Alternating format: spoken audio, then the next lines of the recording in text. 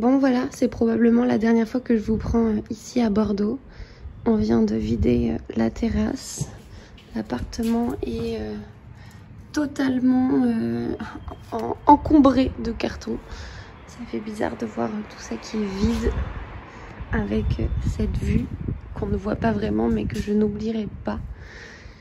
Et voilà, demain c'est le grand départ direction Paris. Je vous ai pas encore monté le précédent vlog, je sais pas quand est-ce que j'aurai le temps de faire ça. Mais voilà, je suis trop impatiente, à la fois j'ai peur, parce qu'en plus on a un plus petit camion que prévu. Mais voilà, il va falloir faire rentrer tout ça et demain on va faire du Tetris. Voilà, du coup je vous reprends plus tard. Hello, bon je vous prends avec ma tête de déterré, je suis dans le camion avec petit Gus, je sais pas si on le voit, qui est juste ici, voilà. Ça y est, on a tout chargé, là on s'est arrêté faire de l'essence et voilà, en route pour de nouvelles aventures.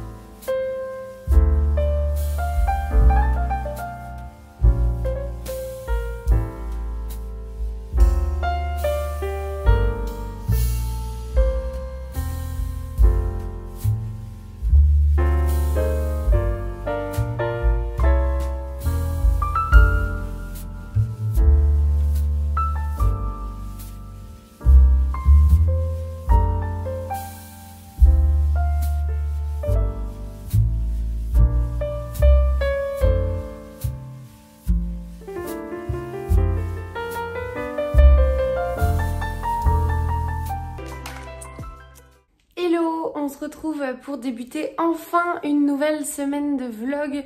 On est mardi 4 janvier et je suis enfin arrivée dans mon nouvel appartement. Voilà, c'est encore le gros chantier. Bon, on a tous les meubles qu'il nous faut sauf un et c'est en soi presque le plus important puisque c'est la bibliothèque. En fait, j'ai cette bibliothèque là qui est une petite Billy.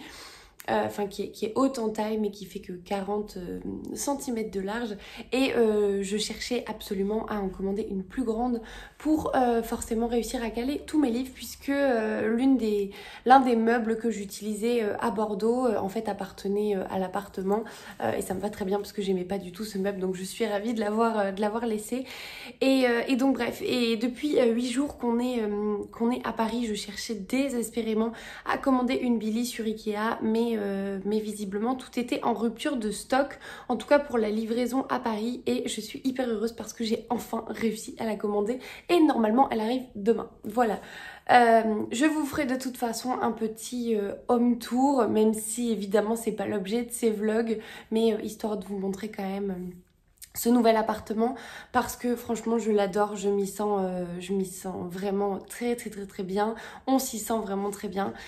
Et voilà, on est juste trop heureux, on redescend enfin, ça fait donc 8 jours qu'on est à Paris et en fait on n'a pas du tout vu passer le temps. On avait donc quelques jours de vacances jusqu'au 3 janvier, donc jusqu'à hier. Et en fait on l'a passé soit dans les magasins pour acheter les quelque chose qui nous manquait, soit à monter des meubles, à vider des cartons et voilà. Mais je pense que vous avez pu le voir dans la vidéo précédente, quand on est arrivé c'était vraiment le chantier parce que il y avait des poches et des cartons partout. Donc on a eu quand même pas mal de travail et ça y est, ça commence enfin à ressembler à quelque chose. Bref, ce petit aparté donc est terminé. Ce vlog là, le début sera un petit peu décousu parce que voilà, quand je vous parle dans le camion, on est le 29 décembre et aujourd'hui on est le 4 janvier. Mais forcément, il m'a fallu un peu de temps pour m'organiser. Entre temps, donc il s'est passé pas mal de choses. Il s'est passé Noël et je vous ai même pas parlé des différents cadeaux que j'ai pu avoir à Noël. Le premier, alors je sais pas si vous voyez la différence, mais c'est une lampe pour filmer puisque j'en avais marre de la luminosité vraiment dégueu de fin de journée dans mon appartement à Bordeaux. Puis même là, c'est un peu le cas. Il est 18 h au moment où je vous parle et donc il fait vraiment nuit dehors, enfin quasiment nuit. Et donc voilà, donc j'ai eu une lampe spéciale pour filmer avec un trépied et je pense du coup que ça augmentera vraiment la qualité de ces vidéos. En tout cas, si vous le voyez pas, moi c'est d'un confort total pour filmer. C'est peut-être le temps que je capte les réglages, peut-être que je suis trop blanche, peut-être qu'il faut que je baisse la luminosité. Bref, c'est pas grave. En tout cas, voilà, je suis contente et je vais faire des essais.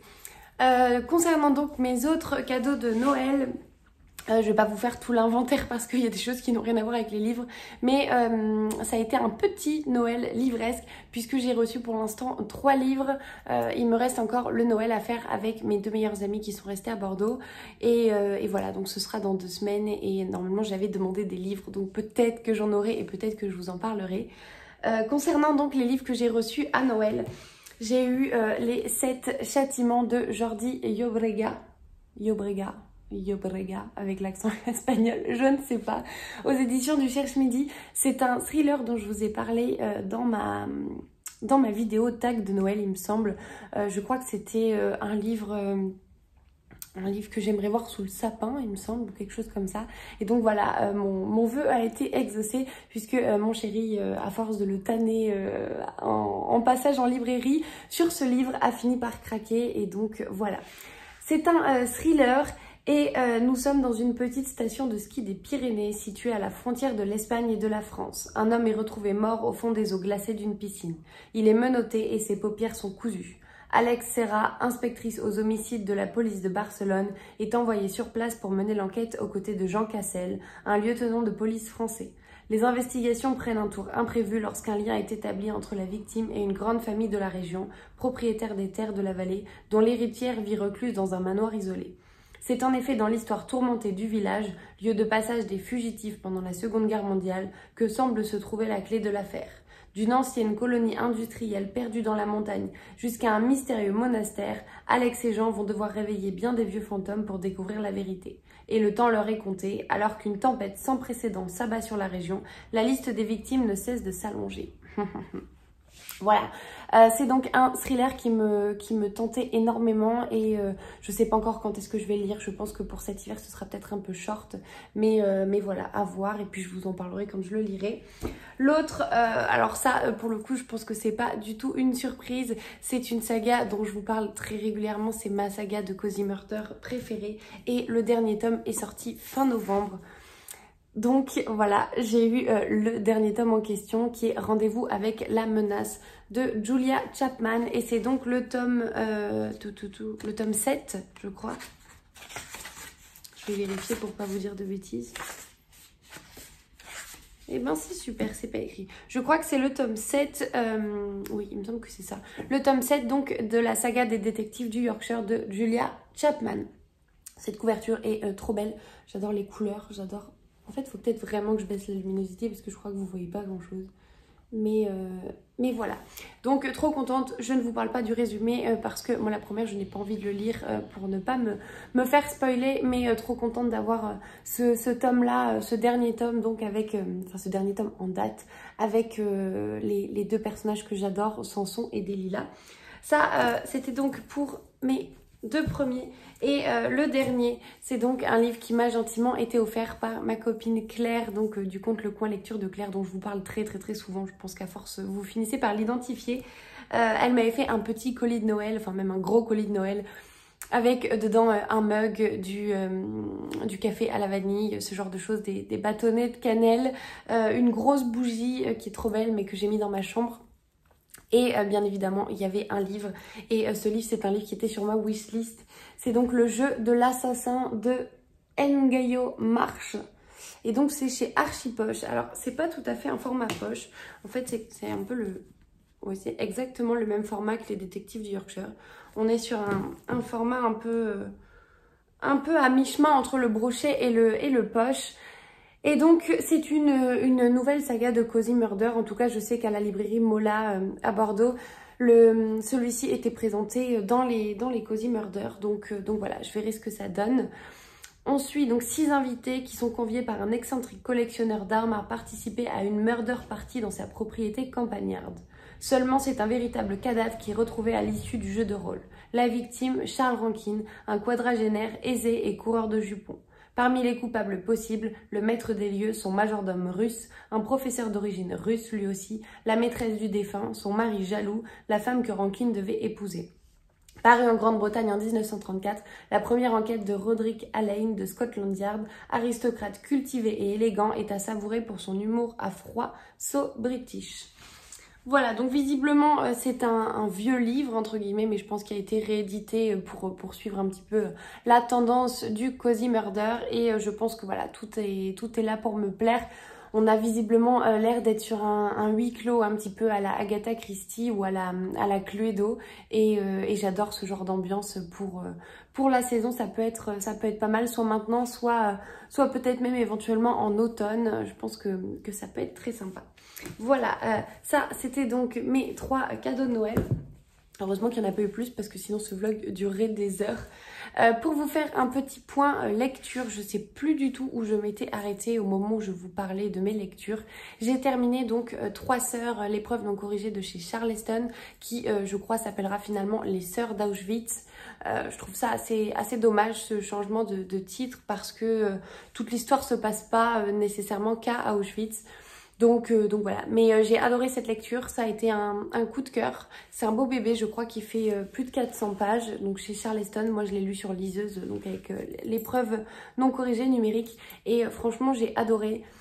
Enfin j'ai adoré, tout est relatif parce que on parle de la vie dans les camps de concentration, donc voilà, c'est pas ça que j'ai adoré, mais j'ai vraiment beaucoup aimé cette histoire, d'autant plus que les personnages ont vraiment existé. Et voilà, j'ai découvert totalement la plume d'Heather Morris parce que je n'ai jamais lu ses autres romans. Elle a notamment écrit le Tatoueur d'Auschwitz, Le Voyage de Silka, et peut-être même qu'il y en a un autre, mais en tout cas c'est les 2 que j'ai en tête.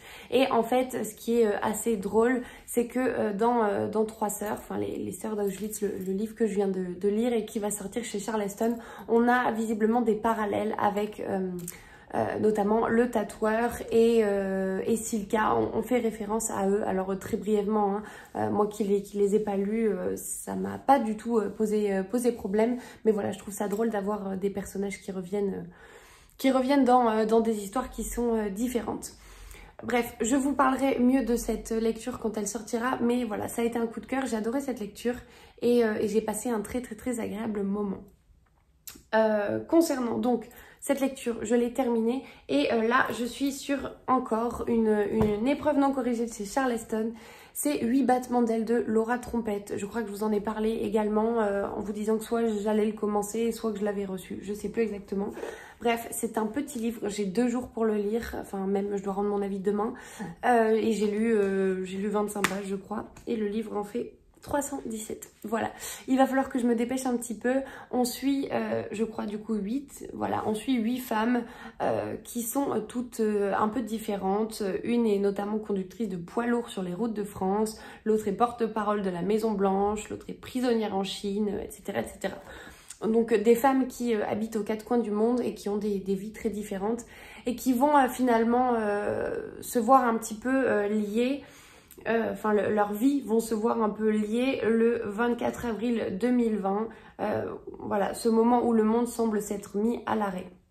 En l'occurrence, je pense qu'on fait tout à fait référence au Covid. Et voilà, c'est assez drôle de trouver enfin un livre qui va parler de ça. Le seul que j'ai lu jusqu'ici, c'est La chasse de Bernard Minier, mais qui du coup n'est pas vraiment axé sur le Covid. Simplement, on a des policiers qui enquêtent et ils enquêtent avec le masque. Voilà, c'est à peu près la seule référence qu'on a. Là, en l'occurrence, voilà, c'est le premier livre, je pense, qui va parler de ça.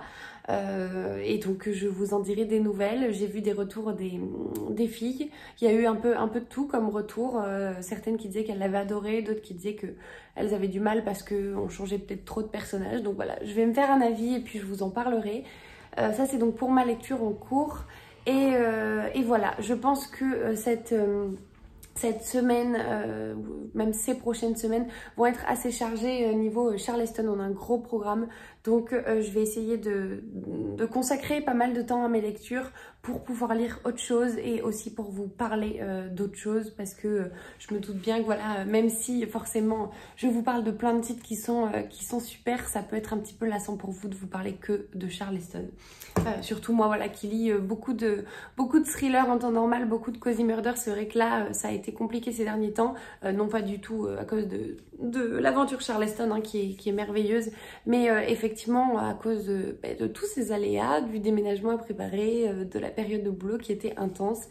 Et voilà, donc bref, j'espère que tout reviendra à la normale. Et sur ce d'ailleurs, je vais partir lire pour terminer ma journée. Et je vous dis à demain, peut-être du coup avec une nouvelle bibliothèque juste ici.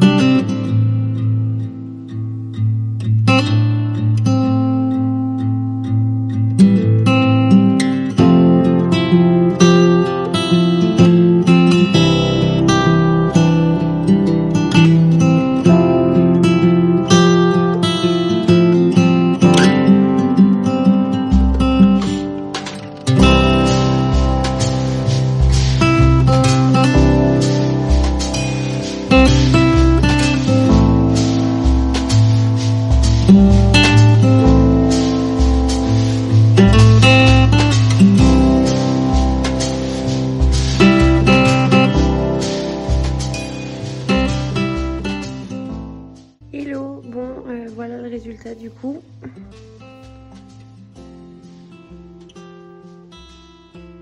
Je suis trop contente, je vous mets le grand angle. Hello, on est vendredi soir et du coup je vous prends parce que j'ai pas mal de choses à vous dire. Je vous ai pas pris déjà hier et j'ai eu du mal à vous prendre aujourd'hui parce que j'ai eu une nouvelle qui était pas nécessairement espérée par rapport à mon travail. Voilà, donc un peu compliqué à digérer, mais je vous en parlerai en temps voulu. Bref, pour faire un point donc sur mes lectures, j'ai terminé du coup 8 battements d'ailes donc de Laura Trompette, que j'ai franchement adoré. C'était donc l'épreuve non corrigée de chez Charleston dont je vous parlais, et cette lecture vraiment elle a été très surprenante et franchement j'ai adoré. On suit le destin de 8 personnes qui sont donc majoritairement des femmes. Et en fait, ces 8 êtres-là ont des situations totalement différentes. Il y en a notamment une qui est porte-parole de la Maison Blanche, l'autre qui est conductrice de poids lourds. Il y en a donc en Allemagne, en Espagne, il y en a en Inde. Il y a pas mal de pays différents. Et en fait, on va suivre chacun de ces personnages jusqu'à comprendre ce qui les relie finalement.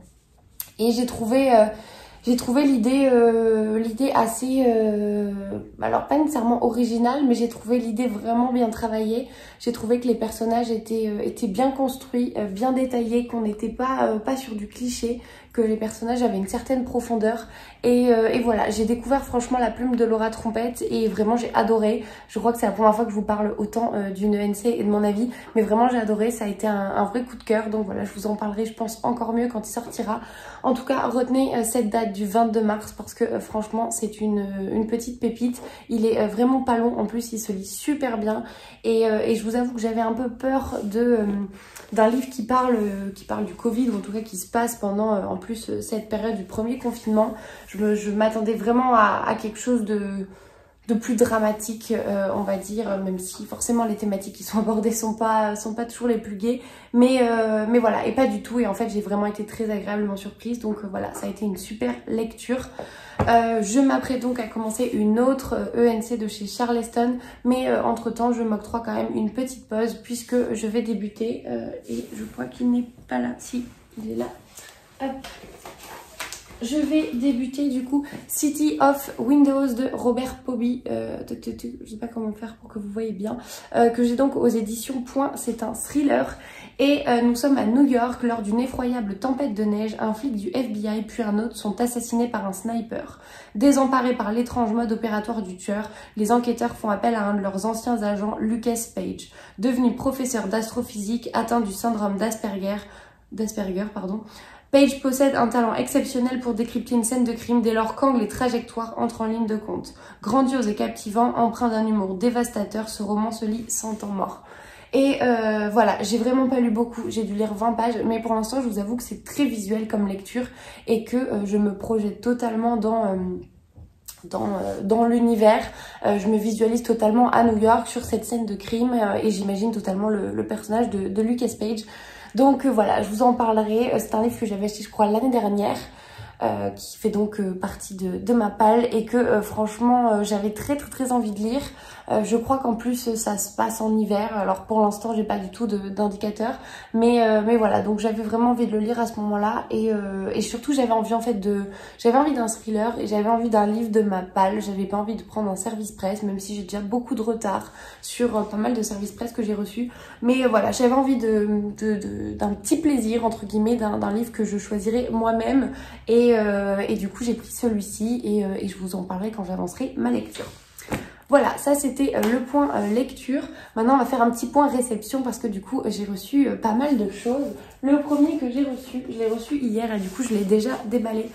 C'est les fjords de Santorin de Nick Alexander aux éditions Charleston. Alors je suis désolée pour ce reflet de la lampe, c'est vraiment pas terrible. Donc c'est un format poche et je crois qu'il va sortir ou il vient de sortir, je ne sais pas. Je vous dirai ça, mais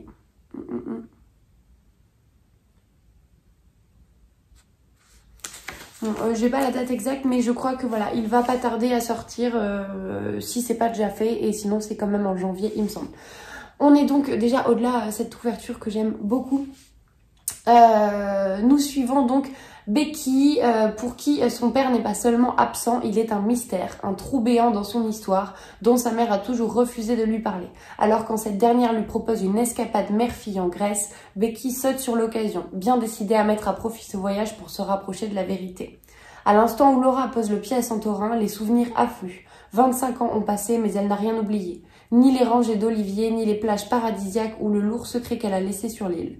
Si elle revient aujourd'hui avec sa fille, à l'aube de ses 50 ans, c'est parce qu'il est temps d'affronter ses démons. De douloureux secrets et en révélations inattendues, un roman bouleversant sur la force de l'amour maternel et la complexité des liens humains. Et du coup c'est un roman qui me tentait beaucoup parce que tout simplement je ne l'ai pas vu passer déjà pour commencer. Alors soit on en a beaucoup parlé et je devais vivre dans une grotte à ce moment-là, soit au contraire on en a peu parlé et donc déjà cette couverture m'intriguait et le résumé m'a intriguée d'autant plus parce que justement voilà, on est sur du secret de famille, visiblement sur une relation mère-fille un peu complexe et du coup j'avais terriblement envie de le découvrir. Il n'est pas très long en plus de ça, il fait 405 pages, c'est déjà ça. Il n'est pas si court que ça on va dire, mais voilà, donc il me faisait très envie. Et du coup c'était mon premier choix de chez Charleston. Et les deux autres que j'ai reçus, alors je sais déjà ce que c'est même si je les ai pas ouverts, tout simplement parce que j'ai eu le, entre guillemets, le spoil des copines lectrices Charleston. Et c'est deux livres qu'on a lus en tant que lectrice Charleston qui sortent là en janvier. Et forcément, on reçoit du coup le livre définitif. Le premier, du coup, c'est Dans 5 ans de Rebecca Serle. Hop, moi j'enlève directement les bandeaux parce que je ne les garde pas. Donc, Dans 5 ans de Rebecca Serle. On est sur une histoire qui se passe... Ah, mais il y a un gros trou derrière. Je sais pas si vous voyez. Non, on voit pas du tout en fait. On suit donc Dani qui est une brillante avocate à New York. Et Dani, elle a un petit peu une vie toute tracée. On est un petit peu sur le cliché de la nana qui ne pense qu'à son travail. Et Dani, un beau jour, elle va faire un rêve où en fait, elle va se réveiller et rien ne sera comme elle l'avait prédit. En gros, Dani a des plans pour tout. Elle a un plan de carrière, elle a un plan de vie personnelle. Elle sait qu'elle partage sa vie avec son conjoint et que dans X années, ils seront mariés, que dans X années, ils auront tel poste à tel endroit et qu'ils auront tel appartement dans tel quartier de New York. Et elle a un petit peu toute sa vie qui est tracée, en tout cas selon ses souhaits. Et le rêve qu'elle va faire va totalement la perturber parce qu'en fait, elle va se réveiller un beau matin dans sa peau, mais avec tout le reste qui a changé. C'est-à-dire que l'homme qui partage son lit n'est pas celui avec qui elle vit normalement, l'appartement n'est pas le même non plus, et bref, Dani donc va avoir cette vision et va reprendre un petit peu le cours de son existence, puisque finalement tout va rentrer dans l'ordre et elle va repartir à sa vie normale, mais cette vision va finir par la rattraper. Voilà, je ne vous en dis pas plus, je ne sais pas si je peux... oui, je vais peut-être vous lire le résumé quand même. Où vous voyez-vous dans 5 ans? Quand on lui pose cette question lors de l'entretien pour le poste de ses rêves, Dani Cohen a une réponse toute prête. Elle sera associée du cabinet d'avocats, mariée à David, et ils passeront leurs vacances dans les Hamptons. Aucune place pour le hasard dans sa vie millimétrée. D'ailleurs, le soir même, David la demande en mariage. Après une merveilleuse soirée, Dani s'endort en paix, rassurée par l'idée que tout se passe exactement comme prévu. Mais le lendemain matin, elle ne peut se défaire d'un souvenir étrange. Elle se réveillait dans un autre appartement aux côtés d'un autre homme.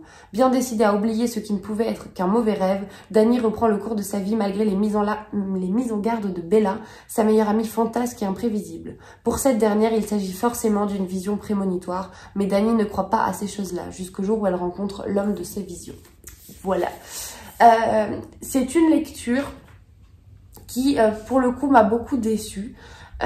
En fait, parce que j'ai adoré la plume, j'ai trouvé ça vraiment très très très addictif, mais il y a eu un gros mais sur ce roman. Je peux pas du tout vous en parler parce que sinon je vous dévoile l'histoire en fait, mais il y a eu un gros mais qui en fait a totalement bloqué ma lecture, et dès lors que ce mais est arrivé, j'ai absolument pas réussi. Alors je l'ai terminé, mais du coup ça m'a totalement bloqué pour le reste.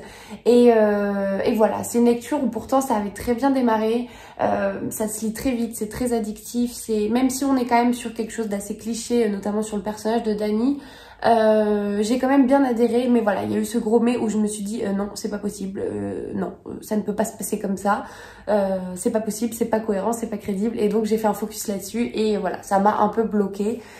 C'est quand même un roman que je vous invite à découvrir si jamais le résumé vous tente, parce que il est surprenant, mais juste voilà, je pense que j'avais placé peut-être un peu trop d'espoir dedans et j'ai été déçue. Voilà, donc je sais qu'il n'y a pas mon avis dedans, je crois qu'il y a l'avis de beaucoup de copines.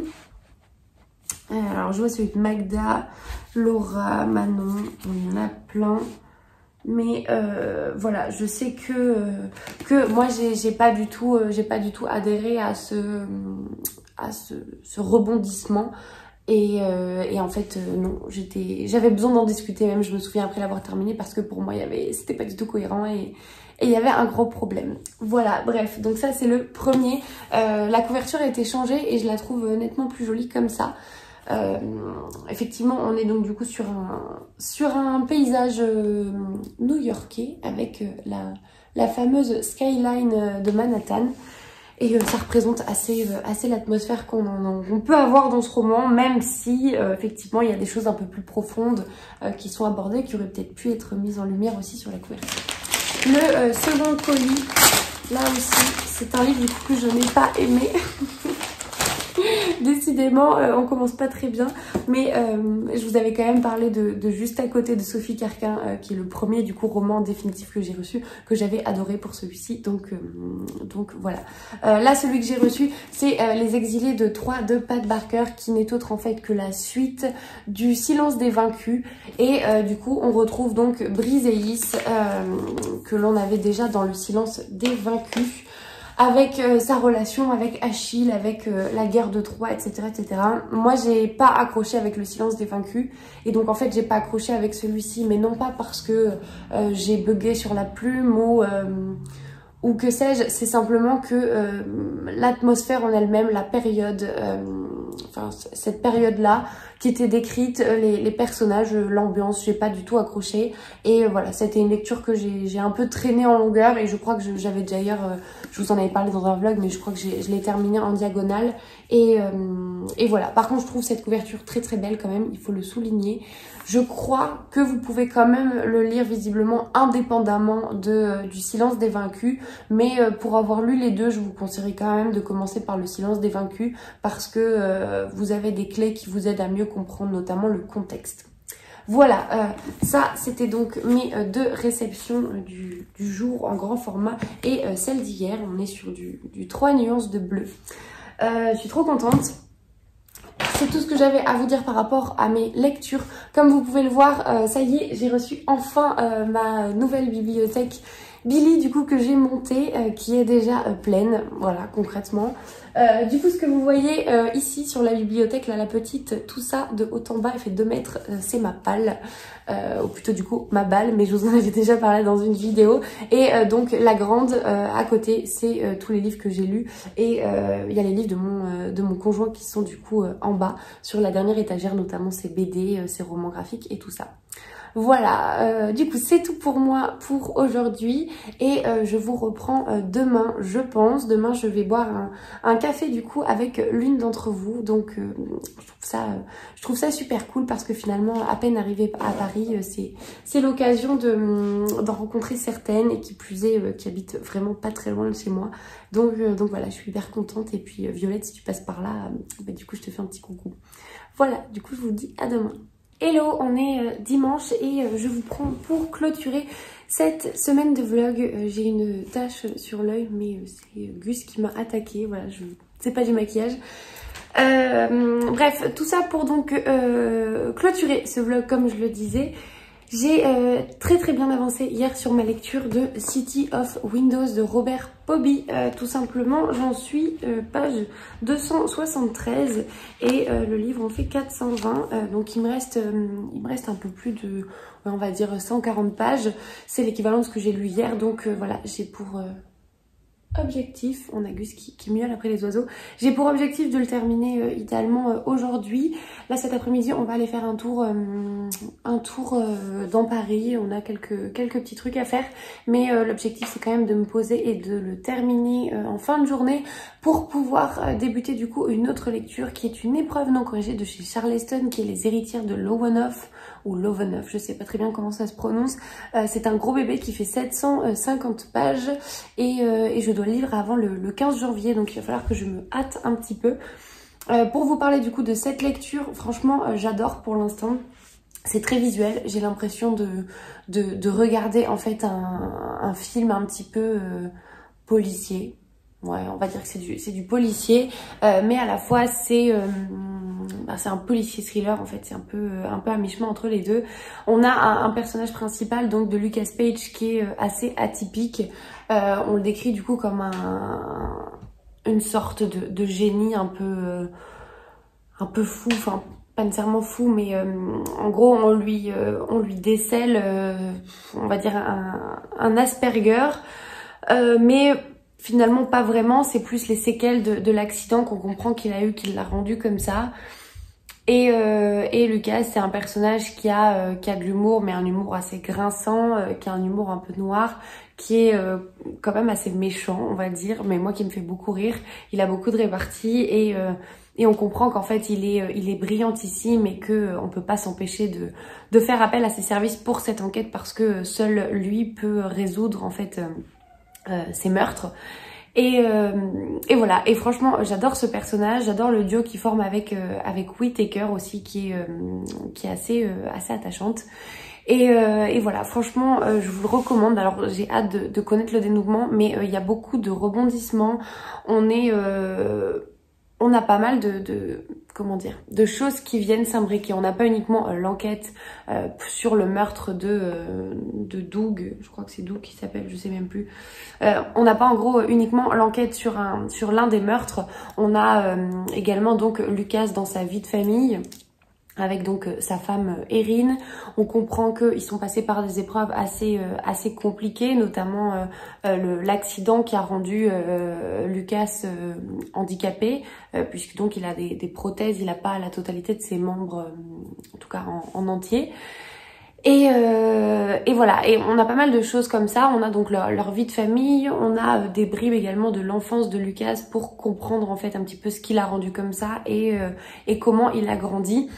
Et voilà, c'est vraiment très intéressant, ça se lit très bien, on est totalement dans l'atmosphère new-yorkaise, moi je me projette totalement entre les différents buildings et voilà, franchement c'est une super lecture et je pense que vraiment le dénouement sera travaillé parce que pour l'instant je vois qu'au niveau de l'histoire ça l'est. On n'est pas seulement sur voilà un sniper fou qui abat tout le monde dans la ville, c'est pas du tout ça. On est sur quelque chose de beaucoup plus ciblé et on comprend que derrière il y a tellement de petits morceaux de puzzle en fait qui s'éparpillent au fur et à mesure que forcément tout va finir par s'imbriquer à la fin. Et de ce que j'ai compris, on finit par dire waouh, ok. Voilà, donc du coup j'ai hyper hâte de le terminer. Je suis désolée, cet avis est totalement décousu. Mais j'aime beaucoup cette lecture, vraiment c'est une très bonne surprise. Je suis contente de m'être laissée tenter par l'avis que j'avais pu voir dans la librairie Mola. C'était du coup un coup de cœur du libraire avec un petit post-it dessus expliquant qu'il était génial et qu'il fallait absolument le lire ou même le dévorer. Et franchement je regrette pas du tout. Donc voilà, je vous le recommande si vous ne connaissez pas et si vous cherchez un thriller vraiment, enfin même un policier thriller, c'est vraiment un mi-chemin entre les deux, mais avec de l'ambiance donc de New York, des États-Unis, ce côté un peu FBI aussi qu'on retrouve, et ce côté enquête, ce côté personnage assez énigmatique, mais à la fois un peu nonchalant, un peu méchant, mais pour autant on l'admire tellement parce qu'il est tellement intelligent que voilà. Bref, si vous cherchez tout ça, c'est avec ce livre que vous l'aurez. Du coup, je conclus donc ce vlog là-dessus. On est dimanche après-midi, ça y est, je reprends enfin un fonctionnement normal dans mes vlogs. Et ça fait plaisir franchement d'être enfin bien installée et de retrouver ces marques. Je reprends également un rythme de lecture un peu plus soutenu. La preuve, j'ai lu plus de 130 pages hier. Ça faisait très longtemps que ça m'était pas arrivé, donc je suis hyper contente là-dessus aussi. Et voilà, j'espère que du coup ces vlogs vous plaisent toujours autant. J'en profite ici du coup pour vous souhaiter une très belle année 2022. Je crois que je ne l'ai pas fait dans le vlog précédent puisque ben non, le nouvel an s'est fêté dans ce vlog là. Donc je vous souhaite une merveilleuse année 2022. Pleine de belles découvertes livresques bien évidemment, mais pleine d'échanges aussi, pleine de jolies choses pour vous, que ce soit dans votre vie personnelle, professionnelle et puis la vie de vos proches bien évidemment. Moi j'espère encore continuer à partager ces moments avec vous très longtemps et puis voilà, je vous souhaite de belles découvertes du coup livresques, de beaux échanges et puis je vous dis à la prochaine.